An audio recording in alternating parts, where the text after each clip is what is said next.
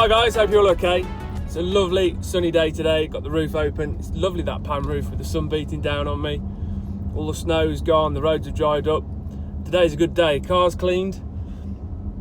The video that I'm doing today is one that I've been meaning to do for quite a while, and it's proved difficult. I'm going to break it down into three parts because it's quite complex. I'm going to do one on the central screen, one on the infotainment system, and then one on CarNet as well. So stay tuned for the other two. Today I'm just going to concentrate on the digital display, the central screen. So stay tuned, and I hope it's not too boring for you.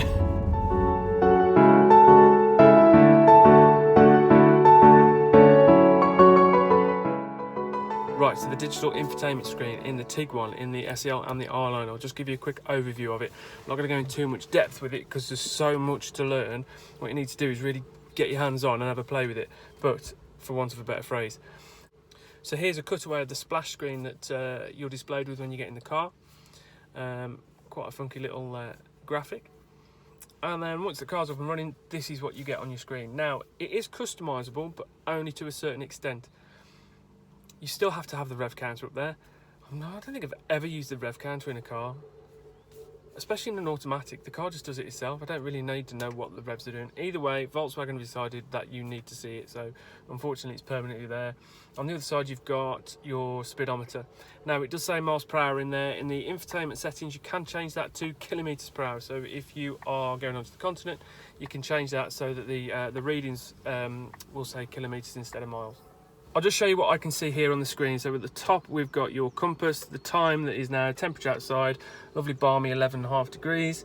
Obviously, this is straightforward. This is your speedometer. Now, this blue graphic here indicates how much fuel I've got left in the tank and how many miles I've got left to go till empty. Obviously, if it was full, the blue graphic would go all the way around to there. This will show you a digital readout of your miles per hour, and then that's my fuel gauge. This is your cruise control, so once you've got cruise control set, it will tell you there what your cruise control is set at. This is the lane assist. This is your adaptive cruise control, and it will show you if there's a car in its field of vision of the radar, and also it will indicate the white lines either side. So when you get close to the white lines down the side of the graphic here, they will light up white, and that's your trip meter for your odometer. Which can be reset using the double zeros there. This is engine temperature gauge, rev counter, and your fuel consumption. So that is my average fuel consumption since I started. The blue graphic there indicates what miles to the gallon I'm doing. Because I'm stationary, it's on 60. If I was doing 40, it would be indicating somewhere around here. Now, the main odometer will pop up here, but you have to turn the cruise control off using the button on the steering wheel. ACC deactivated, and that shows your overall mileage. I don't really need to see that, so I just tend to leave the cruise control on. Now, the map in the middle of the screen, I think, is a lovely addition. This is the screen I choose to have it on. Obviously, it's customizable to some extent, but this gives me the broadest range of information that I need. I like to see the map all the time, and I would rather have it in the central display. You can't have it in this central active info display and on the main infotainment screen. It's either one or the other. Personally, I'd rather have it in the middle there, because then I can concentrate the infotainment screen on my music. So what can we do with this infotainment screen then? How much of it is customizable? Well, using the silver toggle switches in the right hand side of the steering wheel, you can flick through the menus at the top. You can choose views, audio, telephone, vehicle status, driving data, assist systems, back to navigation. In navigation, you're kind of limited as what you can do. The up and down buttons will zoom in and out, and you'll see there you've got a little microphone, magnifying glass with OK, so auto zoom with OK. So if I press OK, it will just auto zoom me when I get to a junction. So if you move into views first, you'll see that the dials get bigger, and we have some more options here. So using the up and down toggle switches on the right hand side of the steering wheel, we can choose classic. It's a bit boring. Gear and speed, so pretty much as it says. Consumption and range, which is the one that I choose to have it on. efficiency, navigation. So if you had your nav on the central screen, this should give you turn-by-turn directions in the center of the screen. And driver assistance. This screen here, when you've got a car in front of you, it will pop up on the display here. When there's a car in lane 2, it will pop up in the display here. And when it is doing the lane assist, you will get white lines highlighted here to show you which line on the side of the road that it can see. Also, if you were to adjust your distance from the car in front, you can see it in there. And the last one on the list is off-road. Depending on how often you're going to take your shiny new Tiguan off-road, there's an option for you. Okay. Audio will show you what audio device is playing, what song's playing. So if you've got the radio on, it will show you what radio station you are listening to. Equally, if you've got it on Bluetooth audio, which is what that's playing at the moment. You can also choose the auxiliary inputs and off your SD card in the glove box. Telephone is straightforward, and if you can use the up and down arrows, toggle switches to look at your previous calls, whether they've been missed calls in or calls that you've made, press the OK button, it'll ring them back. Vehicle status will give you information on any issues you've got on the car.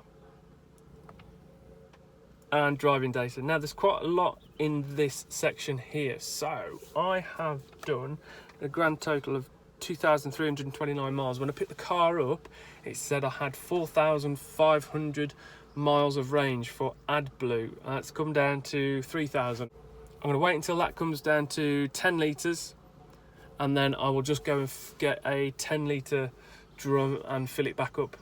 So going through the menus is as easy as using the up and down buttons. Convenience consumers, this will tell you what is using fuel in your car. If you press OK, it will zoom in. So mirror heating, the mirrors are on, but there we go, turn that off. If the heated seats were on, that would come up in there, and also if the air conditioning was on, that would also come up in there. Next we have travelling time.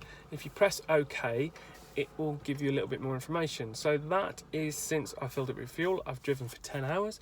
If I press OK again, it will tell you how far I've driven today, and OK again will tell you how much I've driven this car since I picked it up from the dealership.